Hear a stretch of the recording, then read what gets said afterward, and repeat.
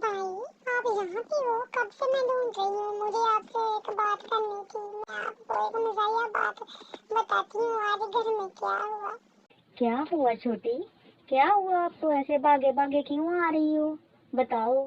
आओ बैठ के बात करते हैं। आ जाओ बैठो। तो अच्छा भाई मैं आपको बताती हूँ आज क्या हुआ। घर में भी हलचल का समा था। ऐसा लग रहा था जैसे इमरजेंसी नाफज हो। हमारे घर में तो इमरजेंसी जैसा लग रहा था, जैसे इमरजेंसी नाफज कर दी गई हो। घर का हर फर्द परेशान, इधर उधर से दौड़ता भागता नजर आ रहा था। तमाम घर वाले एक ही चीज तलाश कर रहे थे, यानी दादी जान का चश्मा। जब से दादी जान को बोलने की बीमारी हुई है ना भाई, आए दिन वो अपनी कोई ना कोई चीज कहीं ना कहीं रखकर भूल जाती और शामत आ जाती है घर की। घर भर की शामत आ जाती है इससे, क्योंकि जब तक वो चीज मिल ना जाए दादी जान खुद को सुकून से नहीं रहने देती, ना किसी को चैन से बैठने देती है। और चश्मा तो उनके लिए बहुत हसास और नाजुक मामला था ना भाई, आपको तो खूब पता है।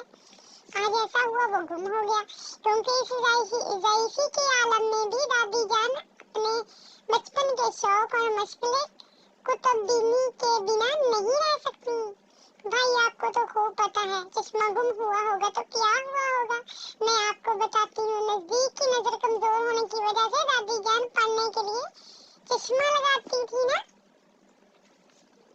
सुबह सवेरे तिलावत कुरान पाक और उसके बाद सुबह नाश्ते के साथ ताजा अखबार पढ़ना दादी जान का रोजाना का मामूल है। कल शब ही तो उन्होंने अपने छोटे से कुतुबखाने से नसीम हिजाजी की किताब खाक और खून निकाली थी, जो आज उनको पढ़नी थी। आज सुबह जब कुरान हकीम पढ़ने के लिए दादी जान ने मेज से अपना चश्मा उठाना चाहा, तो वो अपनी जगह मौजूद ना था। बस इसी वक्त से चश्मे की तलाश जारी थी।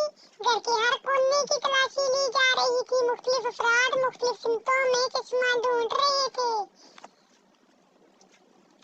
हत्ता के वॉशिंग मशीन, फ्रिज और कपड़ों की अलमारी तक में चश्मा तलाश कर लिया गया। अम्मी ने तो बावर्ची खाने में मसालों की बरेनों तक में भी चश्मा देख लिया था। परेशानी में दादी जान का ब्लड प्रेशर बढ़ गया था, जो आज उनकी सेहत के लिए खतरा था। अम्मी ने जल्दी से ब्लड प्रेशर की दवा देकर उनको आराम करने को कहा, लेकिन तिलावत कुरान पाक के बगैर दादी जान को बेचैनी हो रही थी।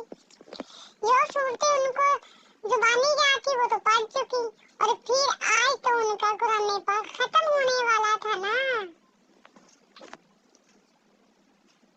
तो अच्छा भाई, बाकी बात कल सुनाती हूँ। चलो जल्दी से घर चलते हैं, क्योंकि अम्मी ने आपको बुलाने को कहा है। फिर आते हैं थोड़ी देर में, ओके।